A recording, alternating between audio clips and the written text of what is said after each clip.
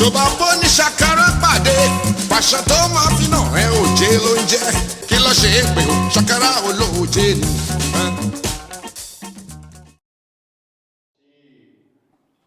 Les vautours qui crient horreur sur le territoire. Donc, on va commencer tranquillement à se parler un peu plus poussé, mais ça va être difficile. Par exemple, bien 98, on commence dans nos rapports chez nous à parler des tournantes. Chez nous, on appelle ça les gangbangs, capables de nommer des objectifs communs. Fait qu'on arrive un peu à aujourd'hui, où on vient prouver la valeur de certaines approches. Parce que toutes sortes de petites approches locales ont été bâties au cours des 8 dernières années, en particulier au Québec, qui font qu'on a une idée assez précise des façons d'y arriver. Peut-être qu'on se trompe, mais on a des pistes intéressantes qu'on a développées à travers toutes nos rencontres entre nous, à travers les voyages ailleurs, pour voir ce qui avait été fait. Parce qu'on a rencontré des gens aux États-Unis qui sont pris avec le phénomène depuis maintenant 60 ans. Donc pour eux, c'est un phénomène récurrent et classique. Mais pour nous, c'était pas aussi évident au Québec. Donc on est allé rencontrer ces gens-là, ils nous ont donné des livres de recettes. On s'est dit, bon, ça a l'air intéressant, mais ça manque un peu de sel. Donc on travaille présentement au Québec à adapter certaines de ces méthodes-là. Mais aussi, on travaille à mettre en valeur ce qu'on a pu développer à travers les dernières années. Le travail de rue, c'est une des approches parmi ceux-là. Le travail de rue, c'est un relais important sur le terrain, parce qu'il est en lien immédiat, pas seulement avec les jeunes qui commettent les pires méfaits, mais aussi avec leurs frères, leurs amis, toute la fratrie, et un peu avec les familles quand même, pour faire en sorte qu'il y ait une compréhension à l'intérieur même de la communauté, de la dangerosité.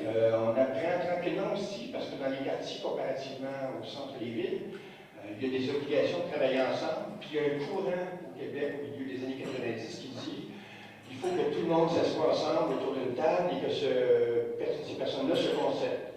Que ce soit les écoles, que ce soit les gens du secteur associatif, les gens des CPAS et les gens de la police. Donc tranquillement, on se regarde en chien de faïence, tous de part et d'autre, envieux des budgets de chacun. Dans l'incompréhension des mandats et des trajectoires que l'on peut avoir professionnellement.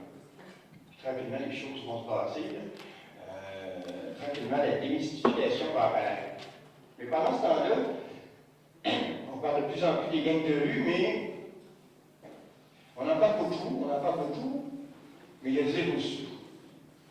À partir de 90, on en parle régulièrement dans les médias. Il y a des reportages assez réguliers. Puis là, ça touche d'autres populations de jeunes, ça touche principalement les jeunes haïtiens qui sont francophones et qui vivent dans les quartiers nord et est de la ville, principalement. Puis là, il y a beaucoup d'incidents. Il y a ce qu'on appelle chez nous des drive-by shooting, les jeunes qui se promènent en automobile et qui tirent du fusil. Des fois, il y a des victimes. Mais c'est surtout énormément de peur. Il y a beaucoup d'affrontements entre les groupes de jeunes et il y a des guerres qui se produisent entre les différents groupes. Au début, ils s'appellent, dans le nord, Maître Beauvoir, et dans le sud, la famille Bélanger.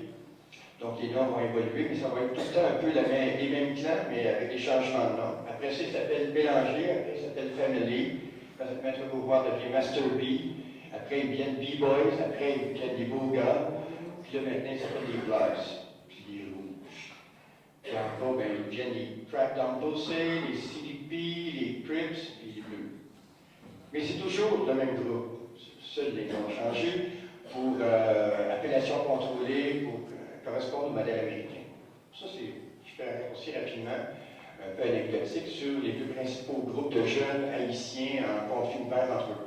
Mais là aussi, il y a d'autres groupes, il y a des groupes de jeunes latino-américains, il y a des groupes multiethniques où tu retrouves des jeunes un peu partout, qui tentent à se regrouper, à s'identifier à la dynamique gang, principalement les garçons, et qui veulent vivre des émotions intenses, on pourrait dire. Et plusieurs de ces groupes-là vont avoir des existences limitées, s'étioler assez rapidement, pour toutes sortes de raisons que peut-être Chantal pourrait élucider par la suite. Mais les gens, donc, deviennent encore plus préoccupés, il y a de plus en plus de rencontres, fond, tu as les centres jeunesse, dont fait partie Chantal, qui sont eux aussi très préoccupés parce qu'ils doivent gérer au quotidien dans leurs immeubles, dans leurs espaces institutionnels.